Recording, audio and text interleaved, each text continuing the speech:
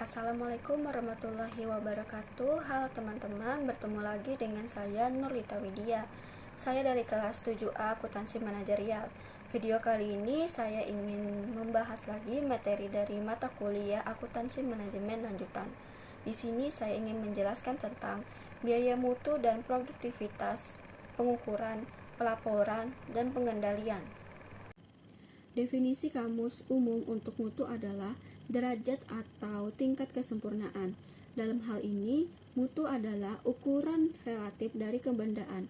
Mutu produk atau jasa adalah sesuatu yang memenuhi atau melebihi ekspektasi pelanggan dalam 8 dimensi, yaitu kinerja, estetika, kemudahan perawatan dan perbaikan, keunikan, reliabilitas, durabilitas, tingkat kesesuaian, dan pemanfaatan. Dengan demikian, perbaikan mutu berarti perbaikan pada satu atau lebih dari 8 dimensi, sementara tetap mempertahankan kinerja dimensi lainnya. Menghasilkan produk dengan mutu yang lebih baik dari pesaing berarti mengulangi produk pesaing dalam satu atau lebih dimensi, sementara tetap setara dengan kinerja dimensi lainnya. Meskipun kedelapan dimensi tersebut penting dan mampu mempengaruhi kepuasan pelanggan, namun atribut mutu yang dapat diukur cenderung lebih mendapatkan perhatian. Definisi mutu. Kegiatan yang berhubungan dengan mutu adalah kegiatan yang dilakukan karena mungkin atau telah dihasilkan mutu yang jelek atau cacat. Biaya-biaya untuk menjalankan kegiatan tersebut disebut juga biaya mutu. Jadi, biaya mutu adalah biaya yang timbul karena mungkin atau telah dihasilkan produk yang jelek mutunya. Definisi ini mengimplikasikan bahwa biaya mutu berhubungan dengan dua subkategori, dari kegiatan terkait dengan mutu kegiatan pengendalian dan kegiatan produk gagal.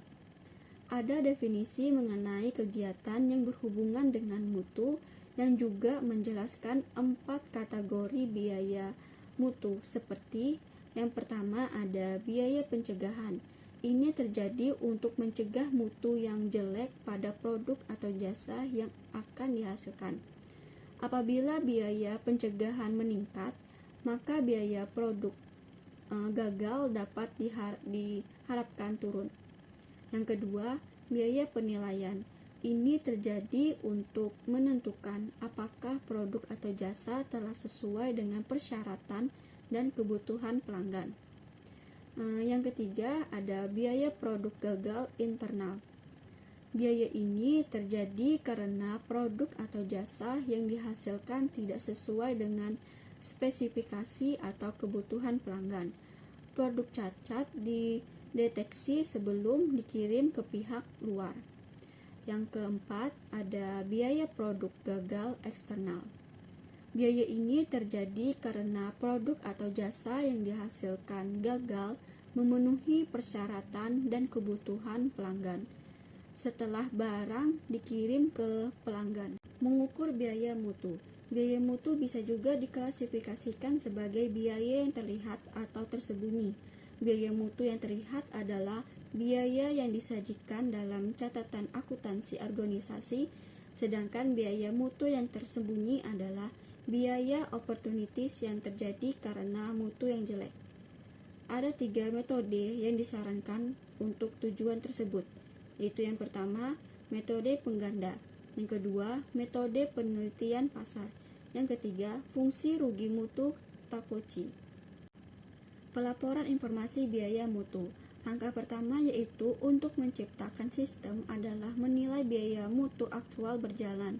Pencatatan secara rinci biaya mutu aktual berdasarkan kategorinya memberikan 2 manfaat penting. Yang pertama, catatan tersebut mengungkapkan pola biaya mutu dalam setiap kategori, yang memungkinkan para manajer menilai dampak keuangannya. Yang kedua, catatan tersebut menunjukkan distribusi biaya mutu menurut kategori, yang memungkinkan para manajer menilai kepentingan relatif dari masing-masing kategori. Fungsi biaya mutu, yaitu ada 2 pandangan tradisional dan pandangan kontemporer. Pandangan tradisional yaitu mengasumsikan bahwa terdapat trade-off antara biaya pengendalian dan biaya produk gagal. Ketika biaya pengendalian meningkat, biaya produk gagal harus turun. Selama penurunan biaya produk gagal lebih besar daripada kenaikan biaya pengendalian, perusahaan harus terus meningkatkan usahanya untuk mencegah atau mendeteksi unit-unit yang cacat.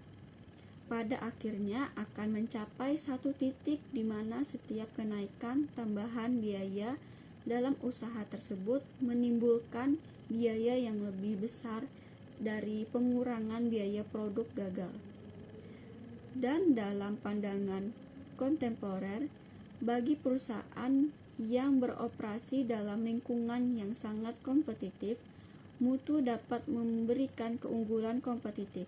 Hal inilah yang tampaknya terjadi pada perusahaan yang berusaha mencapai kondisi cacat nol atas produk mereka.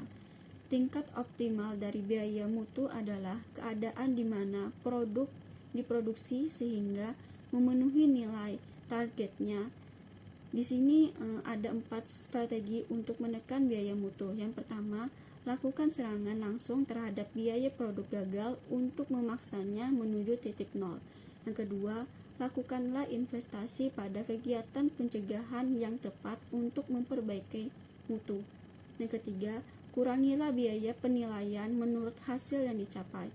Yang keempat, lakukanlah evaluasi secara kontinu dan arahkan kembali usaha pencegahan untuk mendapatkan perbaikan lebih lanjut. Manajemen berdasarkan kegiatan atau ABM dan biaya mutu optimal. Manajemen berdasarkan kegiatan ABM mengklasifikasikan berbagai kegiatan sebagai bernilai tambah dan tidak bernilai tambah, serta hanya mempertahankan kegiatan yang bernilai tambah. Prinsip ini dapat diaplikasikan pada kegiatan-kegiatan yang berkaitan dengan mutu, kegiatan produk gagal internal dan eksternal, serta biaya yang terkait tidak menghasilkan nilai tambah dan harus dihilangkan. Kegiatan pencegahan yang efisien dapat memberi nilai tambah dan karena itu harus dipertahankan. Selanjutnya ada analisis tren. Laporan biaya mutu mengajikan jumlah dan distribusi biaya mutu di antaranya keempat kategori, sehingga mencerminkan peluang untuk perbaikan mutu. Setelah ukuran perbaikan mutu ditentukan, perlu ditetapkan apakah biaya mutu telah berkurang sebagaimana telah direncanakan. Laporan biaya mutu tidak akan memperlihatkan apakah perbaikan mutu telah terjadi atau tidak. Penggunaan informasi biaya mutu. Tujuan utama laporan biaya mutu ini adalah untuk memperbaiki dan mempermudah perencanaan, pengendalian, dan pengambilan keputusan manajerial. Seorang manajer perlu melakukan penilaian terhadap biaya mutu saat ini menurut item dan kategori. Penilaian biaya tambahan yang berkaitan dengan program, serta penilaian terhadap penghematan yang diproyeksikan oleh item dan kategori. Produktivitas pengukuran dan pengendalian.